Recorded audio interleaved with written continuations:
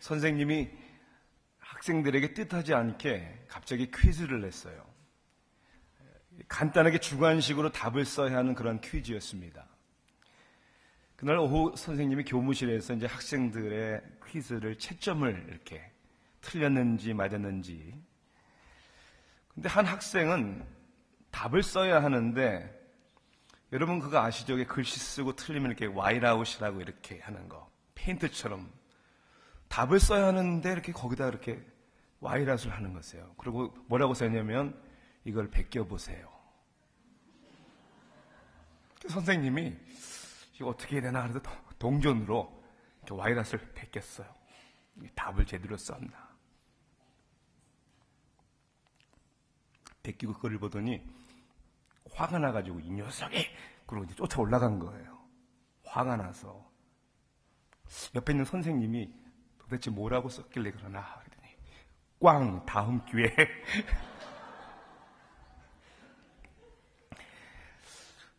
우리가 인생을 살아가는 데 있어서 여러분 답을 잘 알아야 합니다. 운전, 시험도 답을 잘 알아야 면허를 따고요. 공부도 열심히 해서 답을 알아야 졸업을 하고 사회에서도 잘 진출할 수 있는 것이죠. 그러나 우리 인생에 있어서 가장 중요한 답을 알아야 합니다.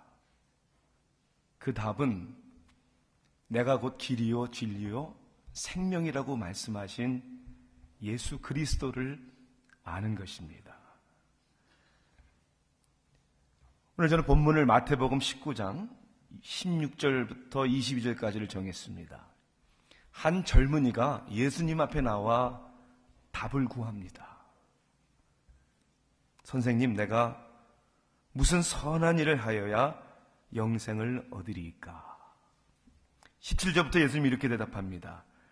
예수께서 이르시되 어찌하여 선한 일을 내게 묻느냐? 선한 이는 오직 한 분이시니라. 네가 생명에 들어가려면 계명들을 지키라. 이르되 어느 계명이오니까? 예수께서 이르시되 살인하지 말라, 간음하지 말라, 도둑질하지 말라, 거짓 증언하지 말라.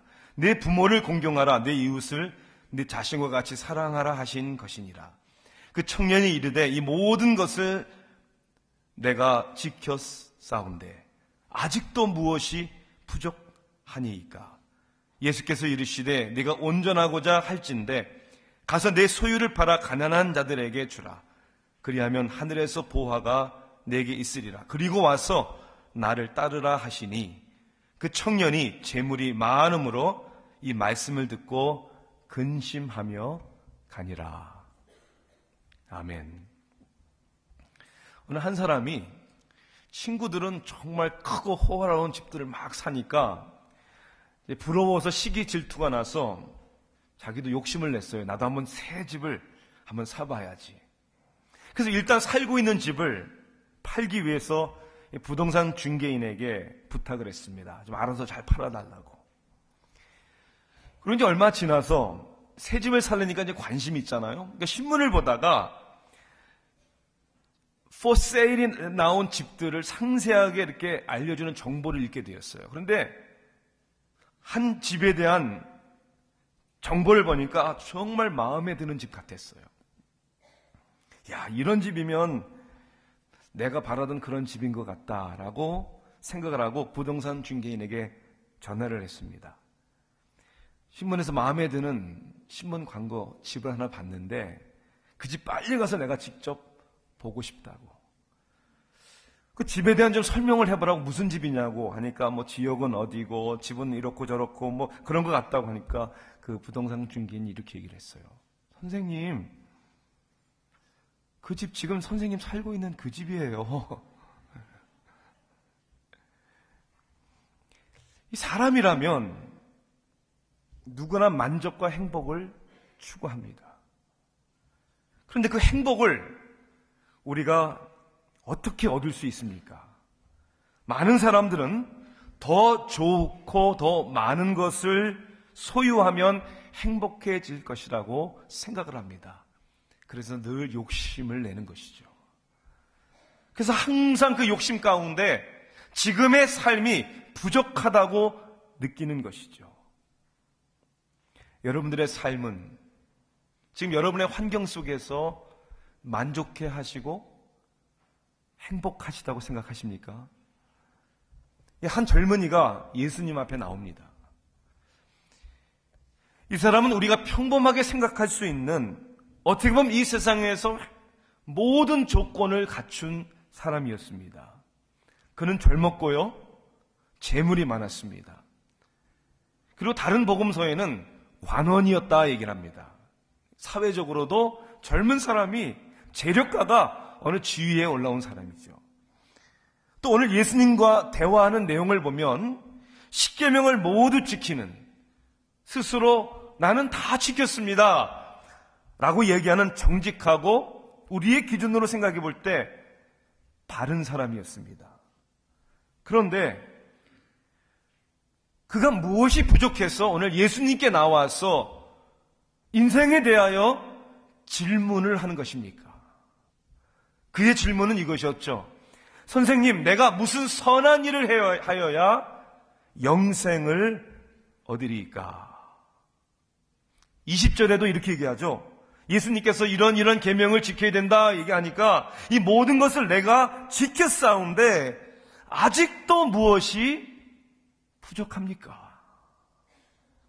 여러분, 우리 오늘 이 젊은 청년의 고민과 갈등에 대해서 우리가 한 번쯤은 우리의 바쁜 분주한 인생 가운데 잠시 멈추고 생각해 봐야 합니다. 우리도 고민해보고 우리도 갈등해 봐야 합니다. 모든 것이 풍요롭고 다 갖추어진 사람인 것 같은데 자신이 행복하지 못한, 만족하지 못한 무엇을 이야기합니다. 그리고 무엇이 부족한지를 알지만 사실은 그것이 무엇인지를 정확하게 이해하거나 깨닫고 있지 않는 답답함이 청년에게 있었다고 저는 생각합니다. 더구나 그 영생을 위해서는, 자기에게 부족한 것을 위해서는 내가 무엇이든지 다 할 수 있다고, 말씀만 하시면 하겠다고 하지만은 결국 자기 자신으로 가득 차 있어서 물질을 소유한 것이 아니라 오히려 그 물질의 소유를 당하고 있는 물질의 노예가 되어버렸기 때문에 아무것도 할 수 없었던, 그래서 근심으로 슬피 돌아갈 수밖에 없었던 이 청년. 여러분들은 지금의 삶 속에 무엇이 아직도 부족하다고 생각을 하십니까? 그리고 그 부족한 그것을, 그리고 무엇으로 여러분의 인생을 채울 수 있다고 생각하십니까? 여러분, 저는 오늘 말씀 가운데 이 젊은 청년을 통해서 우리에게 주시는, 우리가 결코 채울 수 없는, 우리의 힘으로는 해결할 수 없는 세 가지를 먼저 나누기를 원합니다. 우리의 힘으로 우리가 채울 수 없고 해결할 수 없는 것. 그것은 첫째는 어떠한 것으로도 채울 수도 해결할 수도 없다는 거예요. 이게 어떤 것이라는 이야기는 세상의 모든 것을 다 포함하는 것입니다. 성공, 지위, 더더욱 물질. 그런 것을 아무리 갖는다 할지라도 그것 가지고는 우리의 삶이 채워지지 않는다는 거예요. 재물이 많은 이 청년은 그 재물이 채워줄 수 없는 갈등 가운데 그 문제를 가지고 예수님 앞에 나왔습니다. 저는 적어도 이 청년은요, 솔직하고 용기 있는 사람이라고 생각을 합니다. 내 삶에 재물은 많지만 이것 가지고는 안 되는 것 같습니다. 무엇이 더 부족한 것입니까, 나에게? American Psychological Association이라는 곳에서 2012년 8월 잡지에 다음과 같은 제목의 글이 실렸습니다. Money can't buy happiness. 행복은 돈으로 살 수 없다. 보스턴 칼리지의 로버트 케니 박사는 적어도 자산이 2,500만 불이 넘는 165가정을 대상으로 돈과 행복에 대한 연구조사를 위한 설문조사를 했어요. 그리고 그 설문조사로 내린 결론입니다. The money can't buy happiness. 돈으로 행복을 살 수 없다는 것은 누구나 다 공감할 수 있는 것인데, 이 연구조사를 통해 실질적으로 돈이 많다고 하는 부유한 사람들이 갖고 있는 그 생각을 통해 우리는 참으로 성경 말씀이 하나님의 진리가 얼마나 이게 맞는 것이구나 나를 증명해 준다는 것을 우리는 공감할 수 있습니다. 로버트 케니 박사는 오히려 돈이 많은 사람들이 갖고 있는 다음과 같은 근심과 두려움에 대해서 얘기를 합니다. 자녀들이 너무 부유하기 때문에 삶의 진정한 의미를 깨닫지 못할까 봐 두렵고, 스포일돼서 돈이 많아 너무 풍요로워서 자식들이 도전적인 그러한 정신을 갖지 않을까, 이게 두렵고, 그들이 가장 두려워하는 것은 이런 것이래요.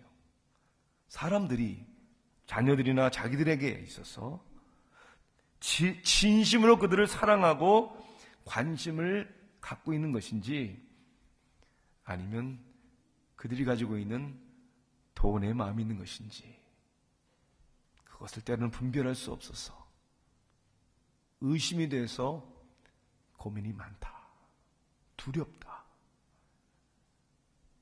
누가복음 12장 15절 말씀을 보니까 예수님은 이렇게 말씀합니다. 삼가 모든 탐심을 물리치라. 사람의 생명이 그 소유에 넉넉한 데 있지 아니하니라 하시고, 우리의 라이프, 인생이 소유의 넉넉함에 있지 않다라고 말씀하셨습니다. 지혜가 많았던 솔로몬 왕은 많은 재물을 가져보았고, 그 재물의 혜택을 누린 후에 이렇게 결론 내렸죠. 헛되고 헛되니 모든 것이 헛되도다. 참으로 물질은, 돈은 우리의 행복을 살 수 없습니다. 왜 그럴까요? 왜 그것이 사실이고 진리일까요? 먼저는 물질의 한계 때문입니다. 기독교는 물질 자체가 악하고 물질과 세상을 멀리 해야 한다는 금욕주의를 가르치지 않습니다. 물질은 우리에게 필요한 것이고 우리를 편하게 해주고 우리의 삶의 중요한 도구가 될 수 있습니다. 그러나 돈이 모든 문제를 해결해 주거나 삶에 있어서의 우리의 공허함을 해결해 주지는 못합니다. 영국의 비틀스라는 그룹이 부른 노래가 있죠. Can't buy me love. 돈으로 사랑도 살 수 없다. 돈으로 사랑을 살 수 없죠. 돈으로 좋은 침대를 살 수는 있어도 편안한 잠은 살 수 없는 것이죠. 돈으로 좋은 집은, 화려한 집은 살 수 있어도 화목한 가정은 살 수 없는 것이죠. 돈으로 웅장한 교회는 지을 수 있어도 돈으로 건강한, 하나님 기뻐하게 하시는 교회를 세울 수는 없는 것입니다. 이것이 물질의 한계입니다. 또한 이 물질에 따른 욕심의 문제가 또한 있습니다. 더 소유하고 더 누리고자 하는 이 인간의 욕망은 끝이 없는 것이죠. 그 욕심을 채우기 위해 이제까지 인간들이 어떠한 악을 저질러 왔습니까? 돈이든 쾌락이든 명예든 내가 욕심한 그것을 얻기 위하여 사람들을 버리기도 하고, 사랑하는 사람을 버리기도 하고, 고귀한 인간의 생명을 해하기도 하고, 결국 그 욕심 때문에 자신까지도 해하는 비극적인 인간의 욕심에 대한 만행을 우리가 얼마나 보아왔습니까? 성경은 돈이 일만하게 뿌리라고 하지 않았습니다. 돈을 사랑하는 것이 일만하게 뿌리다. 이렇게 물질을 사모하는 욕심이 얼마나 위험한 것인 것을 성경은 말씀해주고 있습니다. 또한 이 물질에 대한 욕심은 우리들의 삶의 가치관에 혼돈을 가지고 옵니다. 물질에 대한 욕심이, 그것으로 내 인생을 가득 채우면 나에게 만족과 행복이 올 것이라는 그것이 오히려 중요한 것들을 보지 못하게 하고 중요한 것들을 잃어버리게 하는 가치관의 혼돈이 온다는 것이죠. 오늘 이 청년이, 성경은 이렇게 얘기하죠. 재물이 많음으로 이 말씀을 듣고 근심하며 가니라. 여러분, 재물이 많은 것이 근심이 되는 것은 가치관의 문제 때문에 이 청년의 문제만이 아니라 오늘 21세기의 많은 사람들의 문제라고 생각합니다. 물질 때문에 이런 근심이 있는 거 아니에요? 인생에 행복하고 인생을 만족스럽고 삶의 공허함을 채워줄 수 있다고 하는 사람들은 늘 재물 때문에 근심하죠. 어떤 사람들은 재물이 없어서 근심하고, 어떤 사람들은 재물을 얻기 위해 근심하고, 어떤 사람들은 재물이 많아서 근심하고, 끝이 없는 우리 인생의 근심. 없어서 근심, 그 재물을 가지려고 근심, 재물이 많아서 두려워서 근심하는, 이것이 바로 우리 인생의 물질주의 중심의 삶의 모습이라는 것이죠. 로버트 케니 박사는 먼저 언급한 설문조사에 응답한 165명의 부자 가운데 자기의 자녀들이 돈을 많이 벌었으면 좋겠다라고 말한 사람은 소수였다는 의미심장한 말을 합니다. 어떠한 것으로도 채워지지 않고 절대로 해결되지 않습니다. 또한 오늘 이 부자 청년을 통해서 우리의 삶의 현실을 이렇게 얘기합니다. 아직도 무엇이 부족하다고 생각하십니까? 어떠한 행함으로도 채울 수 없습니다. 어떠한 행함이라도. 부자 청년은 만족하지 못한 그의 삶에 대하여 이렇게 질문합니다. 선생님, 내가 무슨 선한 일을 하여야 영생을 얻으리이까? 이 청년처럼 인간은 끊임없이 뭔가를 해야 한다고 생각을 합니다. What must I do? 내가 뭘 해야 됩니까? 그래서 사람들은 마치 뭘 해야 되는 것처럼 열심히 삽니다. 그리고 마치 바쁜 것이 우리의 삶에 어떠한 의미와 만족을 준다고 생각을 합니다. 저 요즘 너무 바빠요. 아무리 우아하게 얘기해도 그 바쁜 자체가 우리의 삶을 의미 있게 만들지 못합니다. 그래서 대학교 선교회 내비게이터의 창시자였던 도슨 트라벤트는 분주병에 시달리는 현대인들에 대하여 경고하면서 분주함의 횡포에 놀아나지 마십시오. 분주함의 횡포, 우리를 분주하게 만들고 우리의 인생을 끌고 가는 것들에 여러분 놀림을 당하면 안 된다는 것이죠. 왜 사람들은 근데 자꾸만 무슨 일을 많이 해야 된다고 생각을 합니까? 그것은 내가 누구인가라는 자기의 정체성을 무슨 일을 하느냐에서 자꾸만 찾으려고 하기 때문이에요. 마치 하는 일이 그 사람의 가치를, 그 사람의 인격을 높여주는 것처럼. 특히 한국 사람들은 타이틀 문화에 익숙하신 거 아시죠? 타이틀. 의사, 변호사, 사장, 교수, 국회의원, 사업가, 심지어는 교회에서도 우리는 타이틀 문화에 익숙해져 있습니다. 목사, 장로, 집사, 권사. 여러분, 이런 타이틀은 사람의 직업이나 그 사람이 무슨 일을 해야 되는지를 말해주는 것이지 그 사람의 본질적인 것을 말해주는 것은 아닙니다. 무엇을 한다는 것이 중요하지만 그 사람의 본질적인 그 사람의 가치나 인격을 얘기하는 것은 아니라는 거예요. 무엇을 위해 하느냐가 더 중요한 것이죠. 행복한 삶을 위한다고 우리가 아침부터 밤까지 뛰면서 열심히 일하고 열심히 공부하고 그렇게 살아가지만 정말 행복한 삶을 누리는 시간과 관계를 위해서 우리가 여유를 갖는 그런 기회를 갖는 때가 얼마나 많습니까? 피로스 황제는 고대 그리스 고대 국가인 에피루스의 황제였습니다. 그가 이제 원정 전쟁을 나가기 위하여 출정 준비에 분주했을 때 그 당시에 현자인 시네아스가 그에게 다가와 이렇게 물어봅니다. 폐하, 무엇을 하시려 떠나십니까? 로마를 정복하기 위해 떠난다. 피로스는 그렇게 얘기를 합니다. 로마를 정복한 후에 그 다음에는 무엇을 하시겠습니까? 그 다음에는 시실리를 정복할 것이다. 그 다음에는 어떻게 하시겠습니까? 그 다음에는 아프리카의 카르티지를 내가 기필코 정복할 것이다. 그 땅을 정복하신 후에는 어떻게 하시겠습니까? 비로소 황제는 우리가 잃었던 땅인 그리스와 마게도냐를 나는 정복할 것이다. 그 모든 땅을 정복하신 후에는 황제여 무엇을 하시겠습니까? 비로소 황제는 이렇게 합니다. 그 후에는 우리가 함께 앉아 인생을 즐겁게 누릴 수 있지. 시네아스는 황제에게 이렇게 묻습니다. 폐하, 지금 그렇게 하면 되지 않겠습니까? 지금 그렇게 하면 되지 않겠습니까? 여러분이 정말 원하시는 그것이 무엇입니까? 삶의 행복이 아닙니까? 하나님이 주시는 축복, 지금 그렇게 그 행복을 누리시면 되는 거 아닙니까?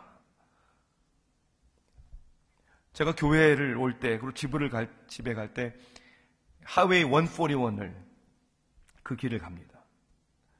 보편적으로 제가 그 길을 운전하는 시간은 새벽기도 나오기 위한 이른 새벽 캄캄할 때, 집에 갈 때는 보편적으로 늦은 밤 시간입니다. 양육과 훈련을 마친 후에.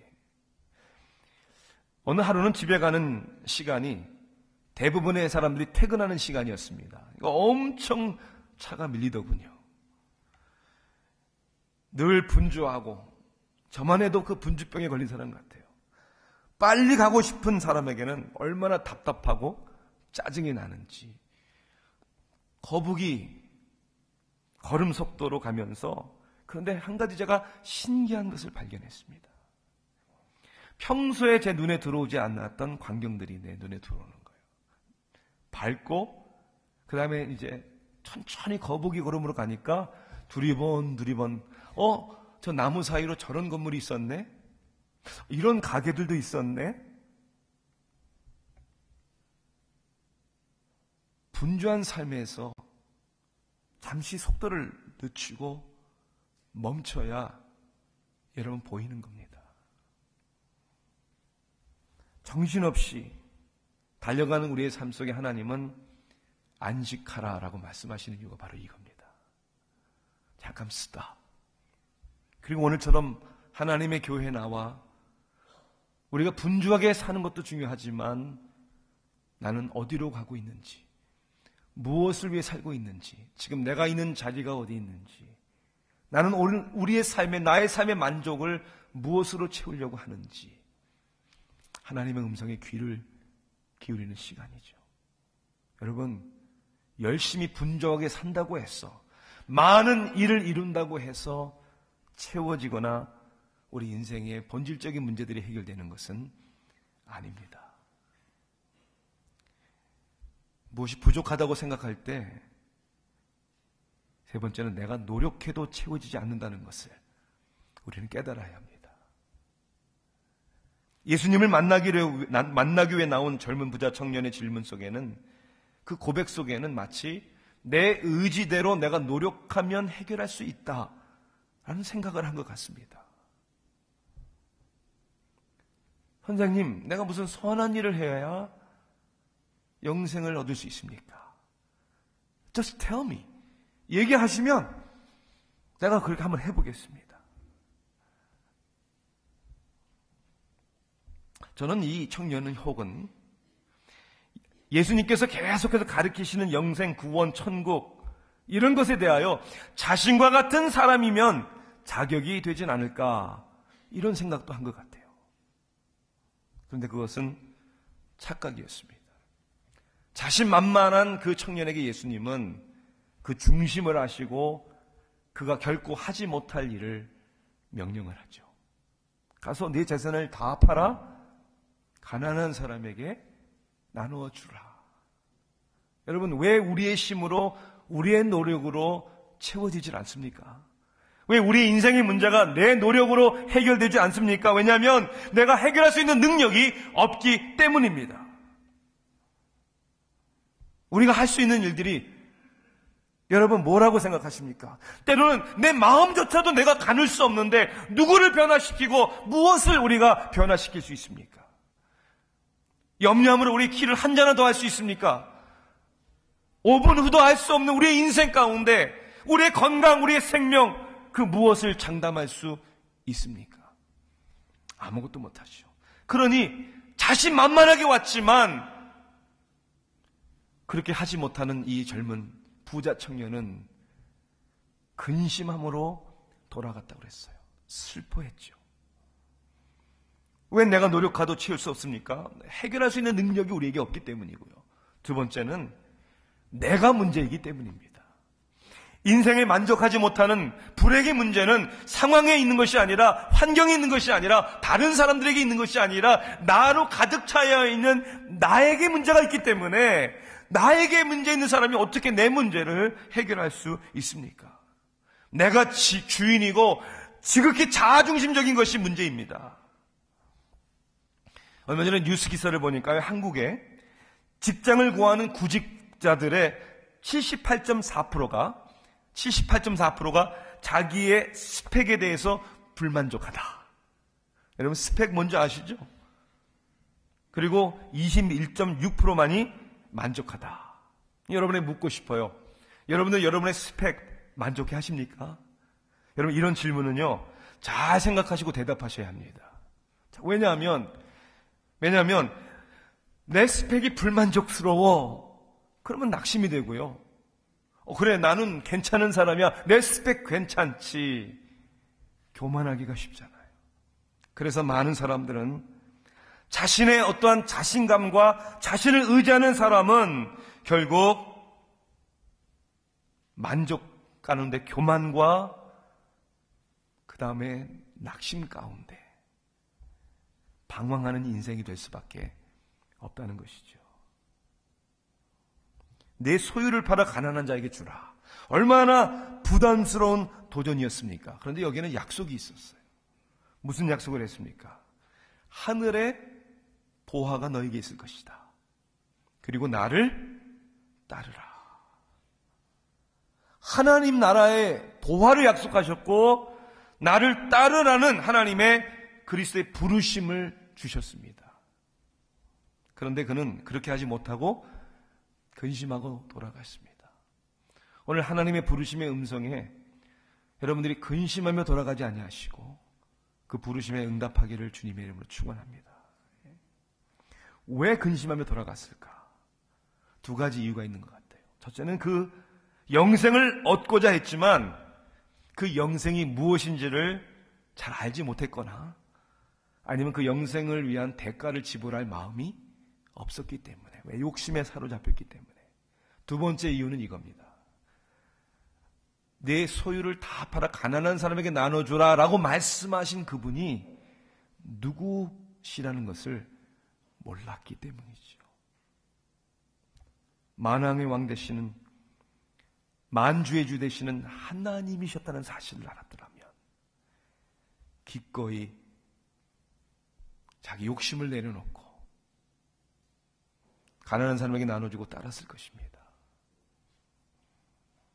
하나님을 모르는 사람은 그래서 결국 자신의 욕심 가운데 살 수밖에 없는 것입니다. 그래서 누군가 이렇게 얘기를 합니다. 프레드 캐서우드 경은 인간의 욕심이란 죽음 후에 영생이 없다고 하는 믿음의 결과이다. 그래서 그리고 어떤 방법이든지 상관없이 최대한대로 가질 수 있는 만큼, 그리고 그것을 놓칠세라 꽉 잡고 있는 것이다. 하나님이라는 존재를 우리가 믿는다면, 그리고 우리 한 인생 살고 그 후에는 심판이 있고 영생이 있다는 것을 우리가 안다면 꽉 잡을 필요가 없겠죠. 내려놓을 수 있겠죠. 그러나 자신으로 가득 찬 사람은 그렇게 할 수 없는 것이죠. 1987년에 발표한 두 번째 앨범에 수록된 시인과 촌장의 하덕규 집사님이 작사 작곡한 가시나무, 자신으로 가득 찬 인간의 현실과 그로 인한 괴로움, 그것 때문에 어그러지는 인간관계를 너무나도 잘 설명하고 있잖아요. 내 속엔 내가 너무도 많았어. 당신의 쉴 곳이 없네. 내 속엔 헛된 바램들로 당신의 편할 곳 없네. 바람만 불면 외롭고 또 괴로워. 슬픈 노래들 부르던 날이 많았는데 내 속엔 내가 너무도 많아서 당신의 쉴 곳 없네. 우리가 살아가다가 위로받고 싶었어. 그 우리의 공허함을 채우고 싶었어. 세상에 좋은 것을 가져보고 대단한 일도 해보고 나를 아껴주고 사랑해줄 사람을 찾아보지만 모두가 다 그런 욕심에 사로잡혀 있기 때문에 행복할 수 없는 것이 하나님을 만나지 못한 사람들의 현실이라는 것이죠. 어느 한 사람이 예수님께 나와 또한 가장 큰 계명이 뭐냐고 물었죠. 첫째 되는 계명은 하나님을 사랑하는 것이라고 그랬고, 둘째 계명은 이와 같으니 내 이웃을 내 몸처럼 사랑하라. 하나님을 사랑하고 내 이웃을 사랑하는 것, 이것이 결국 관계의 성공입니다.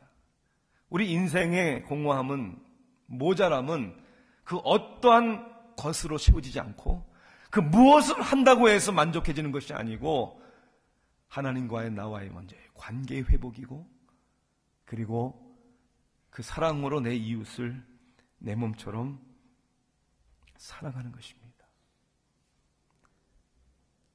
우리를 위해, 여러분들을 위해서 예수님께서 친히 먼저 당신의 사랑을 확증해 주셨고 죽기까지 희생하시사 우리의 삶에 오셔서 내가 차지하고 있는 내 인생의 중심에 그분이 나의 삶을 주장하실 때 비로소 우리는 그분 때문에 만족하고 그분 때문에 행복하고, 그리고 그분의 사랑으로 다른 사람들이 쉴 곳이 있는 우리의 삶의 마음의 풍요로움을 나누게 되는 것입니다.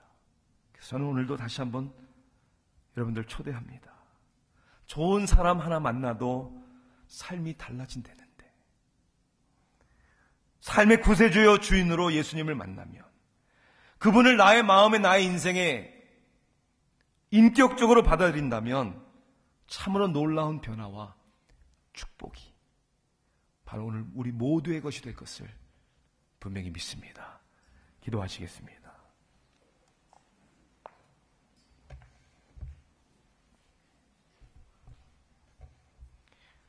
사랑의 하나님,